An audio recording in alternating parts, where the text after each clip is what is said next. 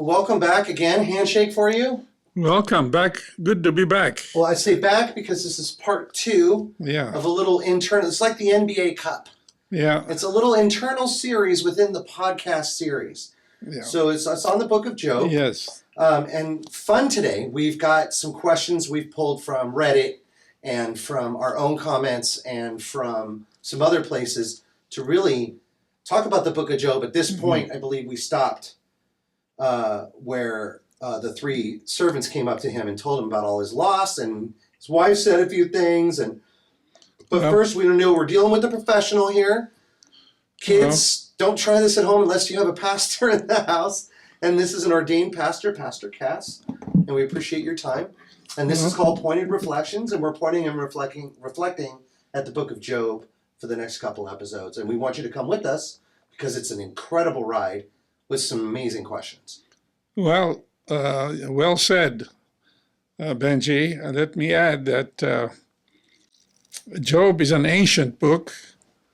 It comes from pre-biblical historical times, based upon an event or a personality that was well known in that part of the world, and built upon the experiences of suffering that he had, and later on expanded, added on, so that the book of Job itself, as we have it today, is an expansion added on to the initial historical event. Okay. So there's theology there, there's real life, there's philosophy. I don't want to get into an academic kind of setting here, but rather I would hopefully touch people where they are, our listeners, because as humans, we are experiencing much of what Job experienced. Yes. And faith, unless it addresses this issue, becomes a figment of our imagination. That's very true. Kind of a Pollyannish approach. Be able to stand on whatever side of what fence you want, whenever it suits you best. That's not what we're about. It's not what the Bible's about. That's not my intention. Now, I don't have all the answers because Job's suffering was inexplicable in many ways. Well, thankfully, the book isn't called Pointed Answers. It's called Pointed Reflections. It's a reflection. And you're allowed to go any direction you want when you're reflecting. And I'd be glad to address a question or two that has arisen out of this offering and see where it takes us. Well, I have a couple questions that I gathered through my research. And the first one I actually don't need to read. The second one, I cannot do anything but read. Okay. It's even at the top of my psychological level. But I want to simplify the first question is, we saw this on Reddit. It had about 10,000 likes, and it was very surprising to me. But of course, it had 11,000 comments saying in the opposite. But it said, see, look, God is using man in a bet with the devil for his entertainment. What kind of God do you worship? How do you sleep at night? Okay. And of course, now there's 11,000 comments like, this is not an actual story. Now, you just said there's actual historical context. There's things which is going to make it even more relatable to somebody who thinks, can I look this guy up on Instagram? No, you can't. But the book you can, but not the person. So where are we now with somebody says, look at your God playing with humans to benefit himself. Okay. And they think the story is real. Well, let me say this, that the term God is created by humans. Okay. In whatever language, in whatever form, all over, universally speaking. And God relates to humans and to creation in a variety of different ways. Okay. Now, the issue with Job is one that I don't think starts with God, it starts with us as human beings. Here we are, innocent as far as we know. Nothing specific has happened for me or for the Job or for anyone to say I am a flagrant sinner. But he was a human being. As we noted, he made sacrifices because of his own sinfulness. Yes. So we're not discussing human nature here. Okay. Human nature, in my theology, includes sin as part of our nature. You know how I grasp onto this? No. There's another parable about. See, I'm glad that you can put it together. It's about not putting your feet on miry clay, not being in quicksand, but being upon solid rock. Yeah, okay. The way I differentiate with the book of Job is I'm thinking about somebody who's a geologist going, now, what kind of rock was this? Oh, come on. That's where I'm saying is there's a time to reflect on the actual facts. Well, that's but called, when you're going for facts on a story that is a parable, Job is a parable. yeah, and it's a parable based upon a kernel of historical truth. Evidently, there was in ancient times a very righteous man called Job. Okay. He came out of Edom, which is the southeastern section of what is Jordan today, Okay. and east of the Dead Sea in Israel. Okay. But I believe, like a snowball coming down a hill, it gathers more and more and more. It has gathered a lot more, so it ends up being huge. Okay. Because added to it were the questions we have, the answers, the beliefs, the systems, and that has been worked in so that the book, its introductory first two chapters, Okay. which are prose, and the last chapter, they are added on comments, explanations on the part of people saying, this is what really happened. Oh. Okay? Now, Satan, interestingly enough, in Jewish history, does not hold that kind of a commanding position. Okay. So where did this come from? We don't know.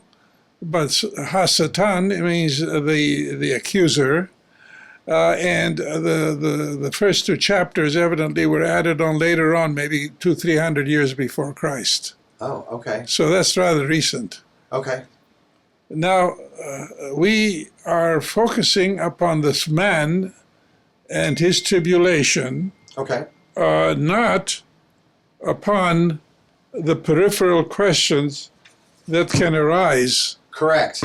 We've got to stay focused. Stay focused. Now, the peripheral question is, what kind of a God is this? Well, if this is not your God, let me say, what kind of a God do you have? To our listeners. Or if you don't have a God, what is it that forms the kernel, the organizing principle in your life to which you bear allegiance? Because you bear allegiance to something, to some source, to some core. Yes, and some people have gone as far as worshiping sneakers. Well, okay. Or so are you willing? Heroes. Are you willing to put that on the spot and let us discuss your sneakers? Exactly. All right. Okay, wonderful. I love it. Bring it out into the light. Let's and bring let's it out. Open it up. Yeah. And let's see who's farther off base. But God, according to Job, is the all-powerful, eternal, omnipotent God, which is the popular concept of God. Now, when you say that, immediately the question comes, well, how about events that God does not seem to be able to control? See, then immediately we jump to that. And there are plenty of events we could talk about that seem to be out of God's power and control. And but in this case, God is involved and stays involved in the life of this person. So what you're saying is we have to look at this from a metaphorical point of view and not a physical point of view. Metaphorical or otherwise, what we're saying is God continues to stay involved and connected. And there it is. There it is. God does not abandon. Job is not abandoned. God is still there. Well, let's use this to transition into the second question. Okay. And then we'll get to the next part of Job. This one's a good one. Okay. We've touched on it a little bit here and there. We've danced around it. But now here it is right at you, which is Job is described as blameless and upright, yet he regularly offers sacrifices for his children in case they have sinned. Okay. All right. Now, I'm just saying, Job is described as blameless and upright. You don't agree with that? Okay. He is not a perfect person. There is no such person on earth. So let me address this. Okay. Job, as a father, cares for his children. And parents pray for their children, hoping for the best. They protect them. They try to put a blanket of protection over them, Okay. wherever they are. I called New York yesterday because my grandson is over there. He was having a birthday. I Okay. care. That's right. It's love. Yes. So in this case, Job is making sacrifices for his children. It's praying for them and for himself as well. Okay. Job is not sinless in the Okay. sense of So human nature. He's given himself some he's given the power to God. He realizes he's imperfect, Of course. but he's not some horrible Christian killing, No. okay, but so he's like a lot of us. We haven't done anything wrong, but we may not be doing it right. But the focus of the story is that when suffering hit him, either it's his own reason, blame, or the blame of some others, or the blame of God, or the blame of Satan. Okay. We play the blame game. Now, Okay. right now we're talking of Job. What kind of a man was he? He was a man who was righteous in the sight of God. He did not do anything consciously Okay. to oppose or disobey God's laws. Okay. So he was overall a good guy. He was a good guy. Nobody's and perfect, but he was a good guy. He was a God-fearing guy. Now let's hit you with the hard one. You ready for the fastball? Yeah. Okay, here's the fastball. Does this suggest that Job had an underlying anxiety about losing everything? How does this compare? I mean, we have a fear of the unknown. Everybody has control issues. This is a very interesting question. What I'm saying is, does this suggest that did Job say, well, if I'm having such a good time in life, I've been given so many things, if something horrible happens and everything is taken away from me, I'll still be okay because I still have God?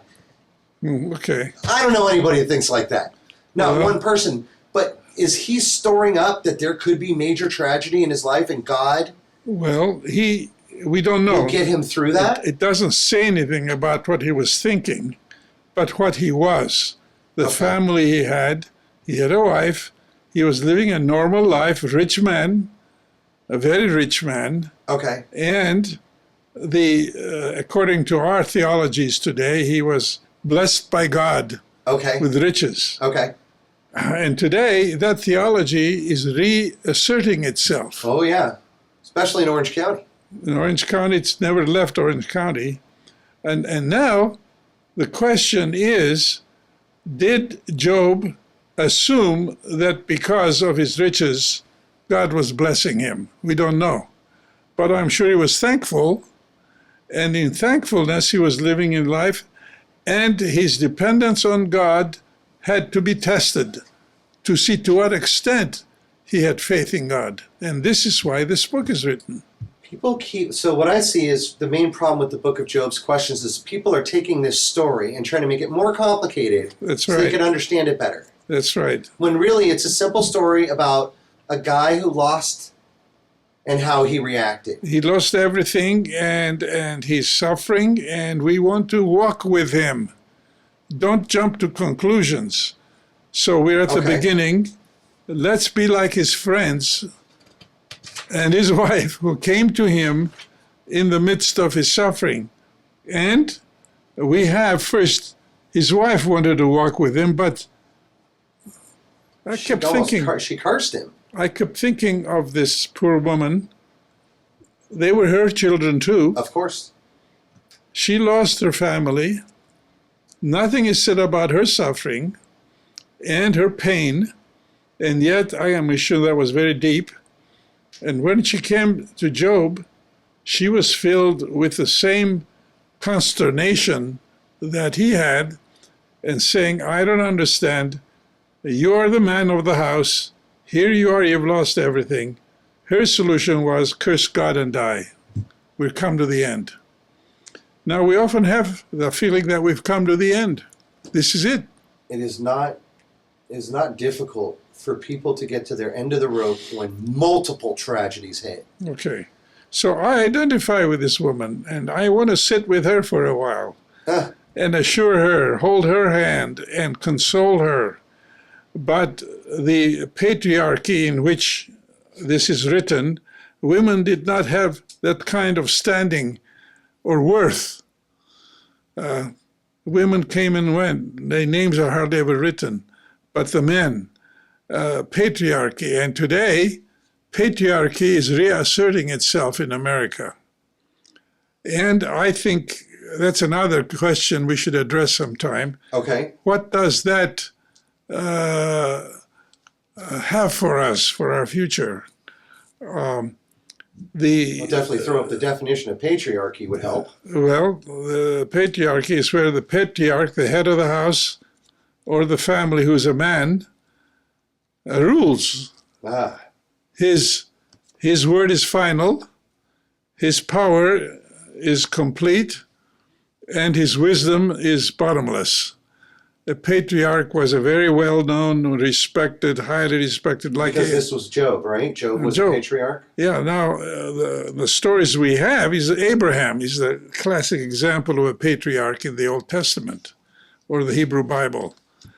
That's another story, but that is a good... So just a man-dominated society. Who dominates his family, his community respects him highly, and he's looked upon as a sage, one whose wisdom is to be followed. Well, I wouldn't mind that. Yeah, well, I wouldn't mind to go home and have the neighborhood think of me as a sage. Okay. I get how that can be very empowering, but also there's a lot of danger to that right now. I know. How does that develop? I think we both know who we're talking about here. People want to be patriarchs when others around them don't recognize them as such. Well, we're digressing right now. Now, then, along with the wife, the three friends, and then later on the fourth one joins them. I want to talk about friends. How would you like to find yourself in the midst of a miserable situation with no one around you to support you? No, that's too much. That's to me, the coming of these three who are called friends, what they were, I'm not sure, but that's a very positive development in his suffering. Now, I remember being in the hospital, and when a friend walks in, what a joy it is to see someone that loves you and has come say, "How are you, Cass?" That's... Okay? Yep. Now, so there's a plus side to these three that came. They care. They care, and it says for a whole week they sat there saying nothing. Yeah, I really dug deep into that, and I lost my father in an accident. Okay. Overnight, he was gone. And I remember that when they gave me a choice in the military, they said either take pills or go to group therapy. I chose group therapy. I didn't realize how important that was. But when I sat down and I heard how those other people went through life even without a dad at all, and I had 21 years with mine, I felt better. But I do remember that when they started the meetings, everybody was very quiet. We were all in the same room. Quiet. Nobody said anything. It's just supposed to be self-reflection time, no talking. But you had people there. Sometimes silence can be therapy. Silence can be and often is, but you were in a support group with you. You were not alone. No. You know what is scary about American culture today? I don't know what percentage of people say they're lonely. I should look it up. I don't want to guess. It's not a small percentage either. It's over 50%. Wow. They are lonely.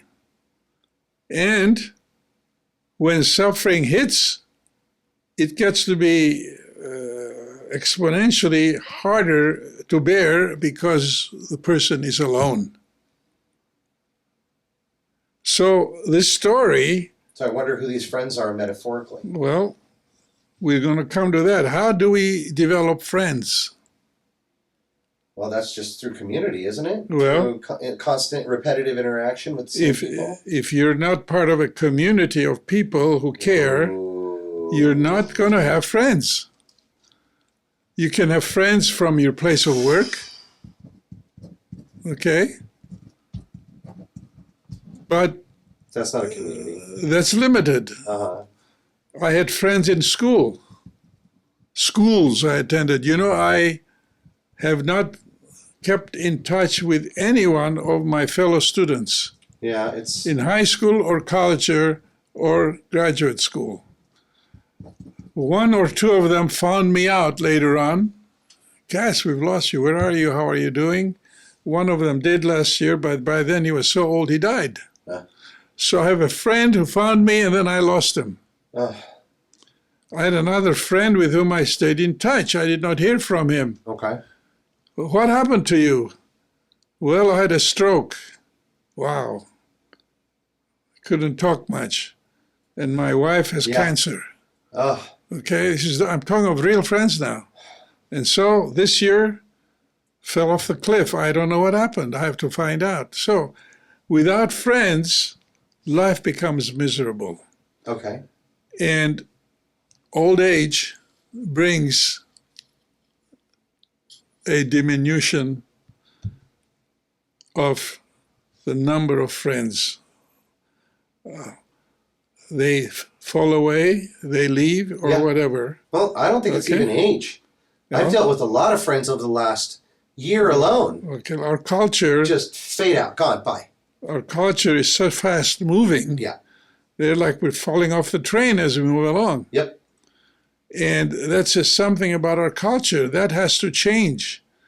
We have to identify with a community that has some roots, some foundation. Well, I refer to that Mary Poppins quote, the pie crust promise, easily made, easily broken. If you can so easily get into a community that you think loves you, but they don't, you can easily fall off of it and be gone. But I can definitely see here how these three people now represent a community. Okay, a community. Such as like a church community. And how they developed friendship with Job, we don't know. A church community is a double-edged sword. It can cut both ways. A church, either you join a wrong church with beliefs that'll take you way off the left field somewhere. Correct.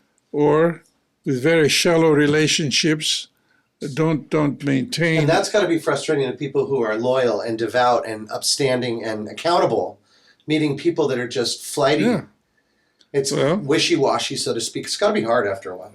Which means that if I have that type of quality of life, I should develop some friendships in which that kind of deep relationships can be developed or are developed. Having I recently found there in the Bible there's a list of 15 ways to have a good life. There's a set. I noticed right at the top of them was having deep and meaningful relationships. And you find out that surface level relationships don't just cut it. They just don't. And so Job having this community come up to him must have been the big game changer for him. Well, he was happy, I'm sure, to see them. Wouldn't you be? Yeah, they empathized with him. They did not sit on high chairs around him. They sat with him on the ground. They tore their clothes and they wept with him. They felt with him. They shared with him. Which is definitely with the tearing is definitely the Hebrew cultural. Oh, of course. Tearing of the clothes. And eventually, when they began to talk, they said, who are we to really give you the kind of advice, but we need to talk. There must be some things in your life. Let's try to open up. In therapy, one of the things that they say is, are you willing to open up and speak without the mask on? Take that mask off. Yeah.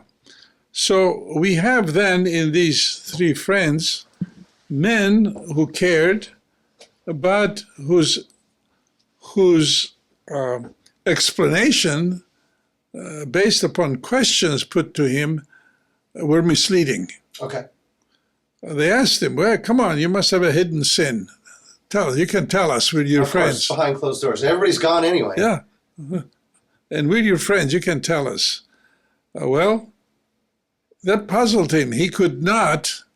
Job could not identify anything specific he had done for which God would be judging him.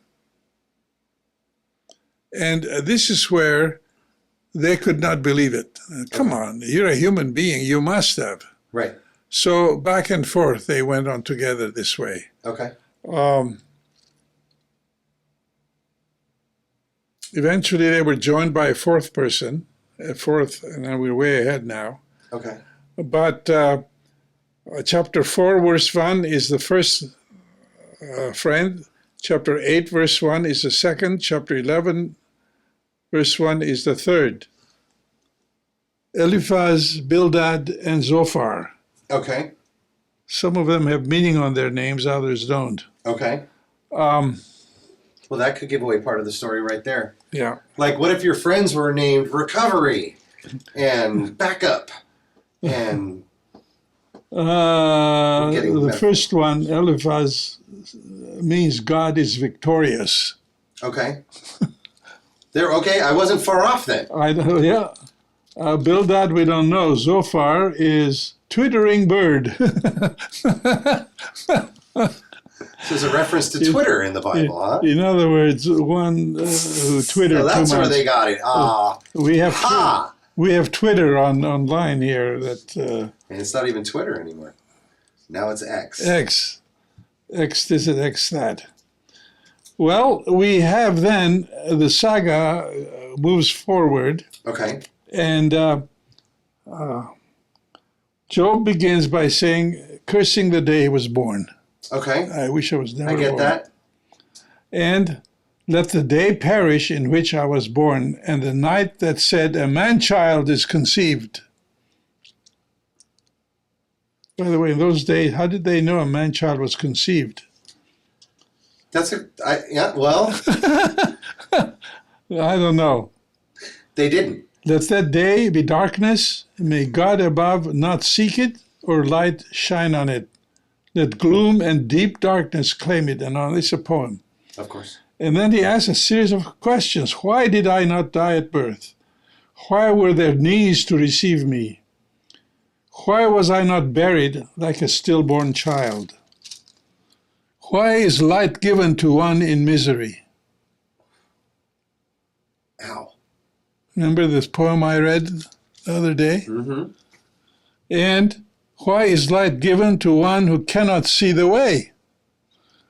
And truly the thing that I fear comes upon me, and what I dread befalls me. I am not at ease, nor am I quiet. I have no rest, but trouble comes. This is before the first friend spoke up. Okay. Okay. He says, I don't want to read now the answers he has, but he says, if one were to venture a word with you, will you be offended? Job, if I speak, will that get you mad? Sometimes I do get mad when I hear some people speak because they're speaking nonsense.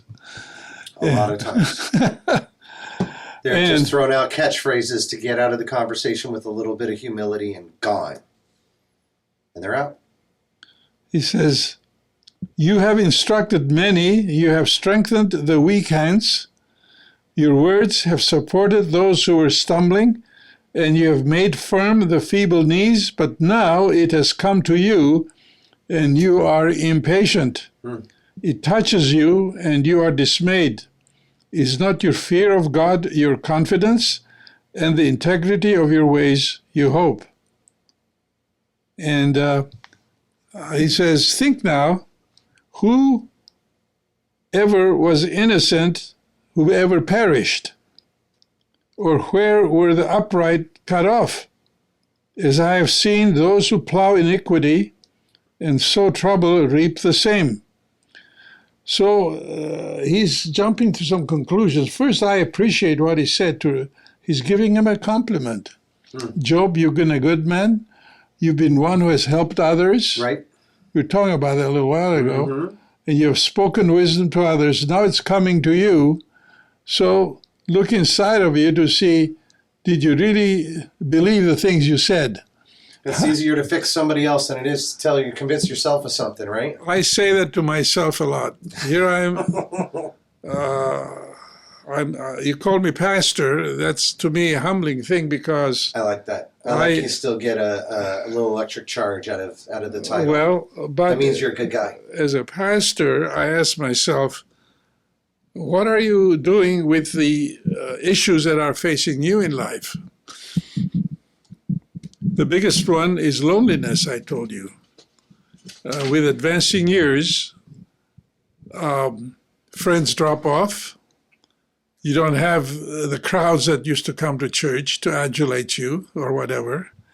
So you're all alone. Yep. Now it's look inward then. That's the time, look inward. And I know the feeling. And it's not easy. Yeah. And in all fairness... It's much easier to fix somebody else. Yeah.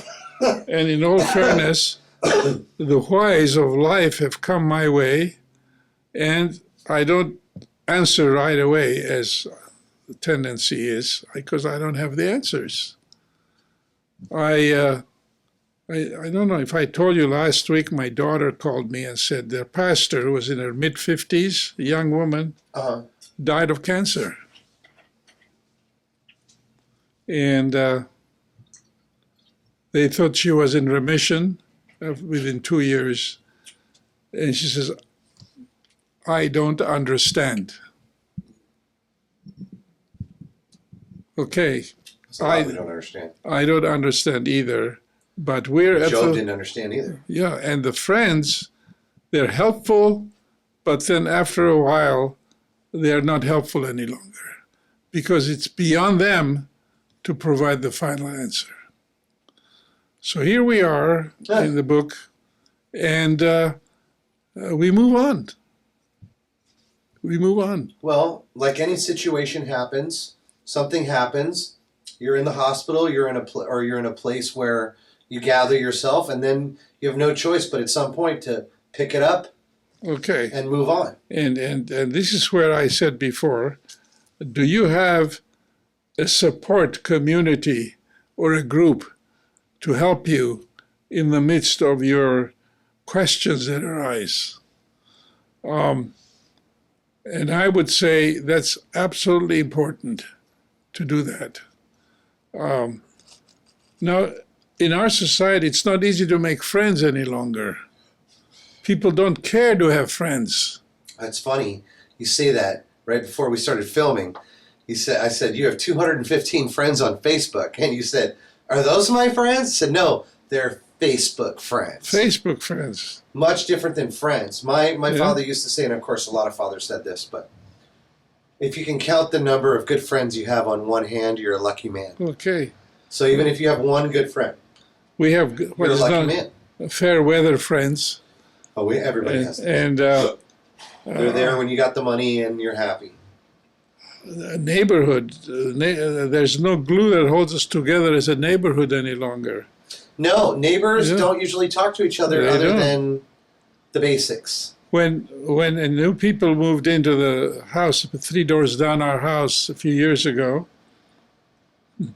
Samira she makes some excellent baklava. Good for her. Oh yeah, I've had her baklava. We made a plate full of baklava. I went, knocked on the door. No answer. I knocked on the door. Who is it? I said, neighbor Cass, we brought you something. Welcome you. Oh, thank you. Just leave it on the floor outside. Oh, wow. I'll pick it up later.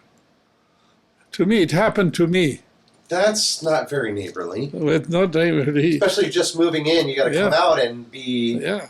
Wow. That to me, I thought, oh boy, America is changing.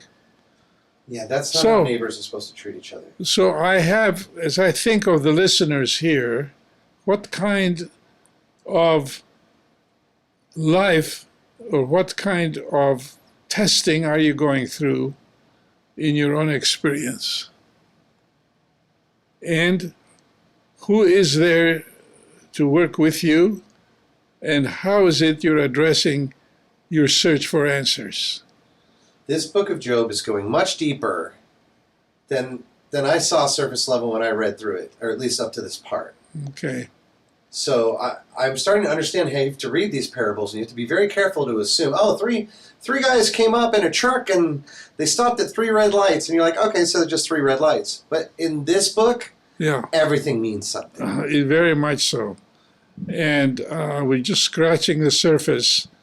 And You read the poem last week, correct? 2 weeks ago. Okay, so Shall I read again? well, can you just shed some light on Lenten series? Oh, I hear this Lenten. word Lenten coming up a Lent. lot. Lent is 40 days before Easter. Okay, what is Lenten? A time of Lent. Okay, that's all I was looking for. Christmas time, Christmas tide, Lent tide is Lenten. So this is written for times of Lent when we are contemplating in prayer, anticipating the death and the resurrection, Easter Okay, time. okay. So this is written a long time ago, but it is to be read anytime. And essential question is, God, why is it that you give us these things and then take them away before we can really enjoy them? 250 million people read the book of Job. There's going to be 250 million opinions. Well, it's Got to hit everybody a little bit different. Nobody would have the exact same comment as somebody else. yeah. And I think it's the beauty of these stories. What I'm trying to say is, do you see yourself in it, and do you participate in this drama, or you're in the spectator watching something on stage? Well, when you were growing up, you had to go talk to people. You had a radio. That was about it, right? I didn't even have a radio when I grew there up. you go. You had a ball. You had a soccer ball. You had to stuff with socks. I didn't even have a, yeah, you're right. Okay, and so you were forced to go out and make friends and understand people. And Nowadays, and that was you can stay inside. Yeah. And the beauty of it is that because we lacked everything else, we created our own world in which our friends were genuine. We were good friends. Every day we saw each other and we did not demand something from them. We were there to enjoy and celebrate our world. Yes. And I think it can still be that way for us today. Well, the story of Job is going to keep going. Now that all the bad stuff has happened, I'm imagining that was the bulk of the bad stuff. Yeah, it was. Or is it all of the bad stuff? Now it's commentary. From here on, it's commentary, and then it is expression of grief and anger and frustration on the part of Job. Okay. And then God speaks at the end, and God speaks, but God does not speak as we are speaking. Of course not. Because that would be too easy. The God that we have does not, although there's conversation with God, it's not really, that's poetic literature. In actuality, God is silent. God speaks through nature. God speaks through the world of creation. I agree. And silence becomes the medium. Yeah. Okay? Yeah.